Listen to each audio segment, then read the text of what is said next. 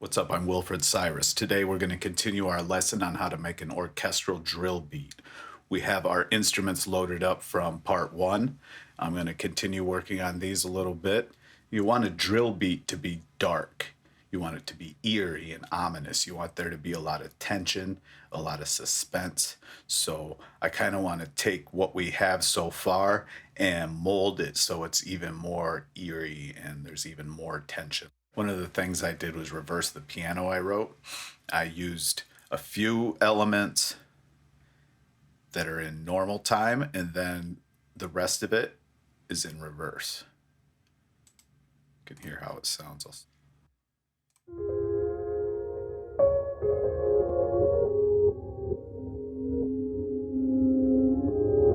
So you can hear the reverse effect and then the regular. Just a few notes shine through. You can hear that high note ring out. I'll play everything we have together. When we go to arrange this, we'll take some stuff out, maybe rearrange it a little bit, but this is everything together that we have right now.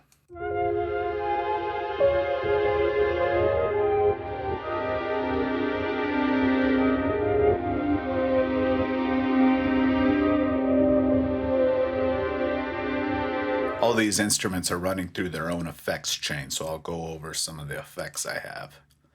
The strings, just basic EQ, RC20 to give it a vintage feel. There's a little wobble on it. And vinyl to give it a vinyl effect. The piano has a lot on it. Halftime, crystallizer adds echo. We have the highs and lows cut out. RC20 again, and then some reverb. The flute has kickstart on it. Shaperbox is a good one that I'll dive into. One of the important plugins I want to go over is Shaperbox. Shaperbox does a lot of different things. You can adjust the time, give it a distortion, add noise.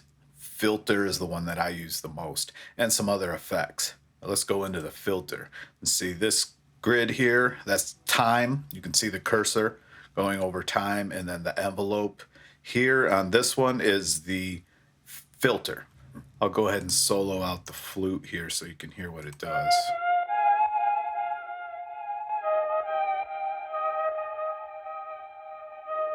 Turn the mix up here.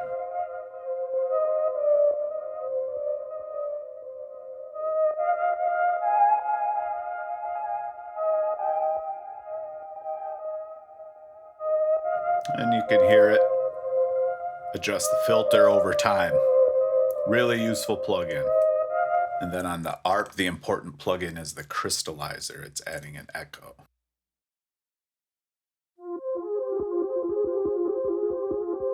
If you're new to drill, I'll show you the drill hi-hat pattern. Skip 2, skip 2, skip 1. You just do that all the way across, and then we can go in and edit it. I'm going to loop a small section of it and work on the hi-hats there.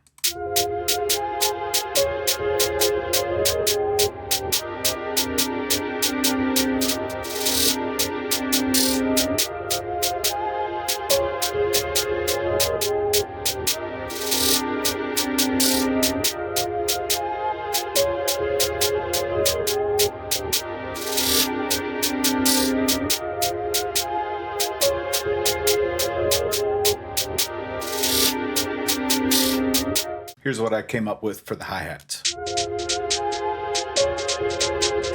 I added delay, just a little bit of delay.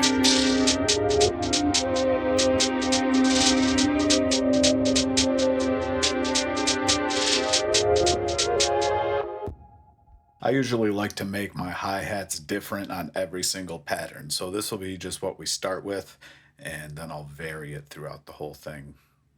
Before we write the 808, we got to set the envelope so that it cuts off correctly. Turn it, hold all the way up, decay down, sustain down, release down. There we go.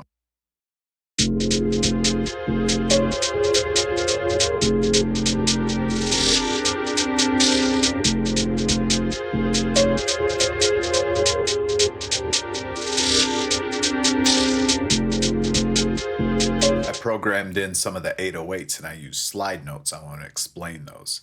See these notes right here with the triangle? These are slides. It's going to go from this low note, the D sharp, up to the F really quickly. See, because these slides are real short, it's going to jump quickly back down. So you're going to get this really fast slide effect. And I'll show you how it sounds.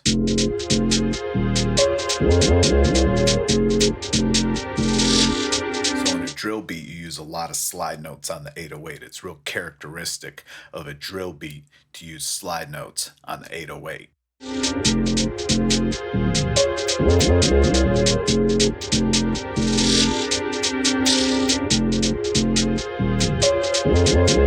I went ahead and wrote out an 808 bass line. I'll play it for you and then I'll go over what I did.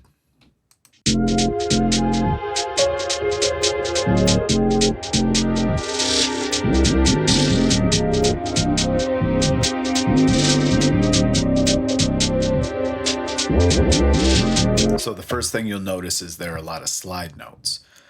See, for instance, at the end of the first bar here, you'll see it go down the staircase. The notes just go down the scale. And then right here, you'll see these double eighth notes. They just repeat, and you'll find in drill 808s, you can do this double note thing, and it usually sounds pretty good.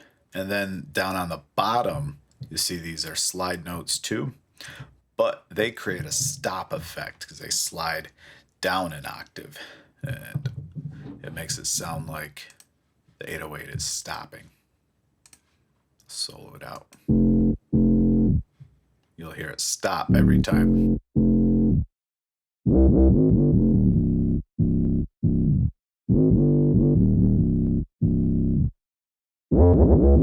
Now we're ready to create a drum beat. One really important part of doing the drums for a drill beat is the snare timing. Unlike a trap beat where the snare is on the 3 and the 7, in a drill beat, the snare is on the 3 and the 8. So the second snare is delayed. So I'll show you what that sounds like. The first snare goes on the 3. The second snare goes on the 8.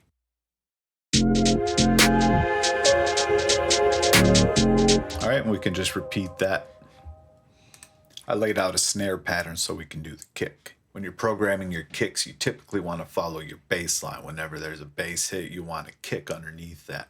That's not a absolute rule. You don't have to follow that every single time, but it's a good rule of thumb to at least start with to develop your kick.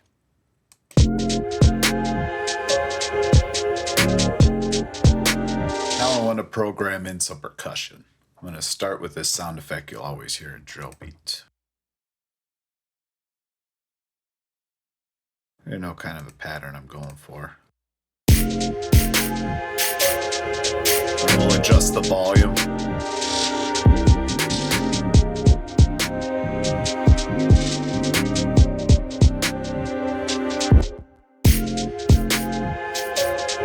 Okay, I programmed in some drums. I want to route them to the mixer. Right click, go to channel routing, route selected channels starting from this track.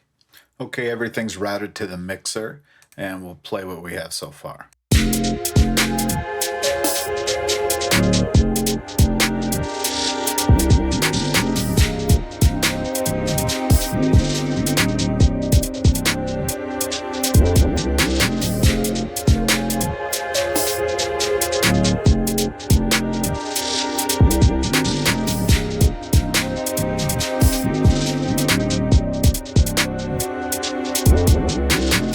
This one we went over how to do an 808 bass line with slide notes, and we did some drums. In next week's video, we're going to go over how to arrange this, and we're going to add some effects. See you on the next one.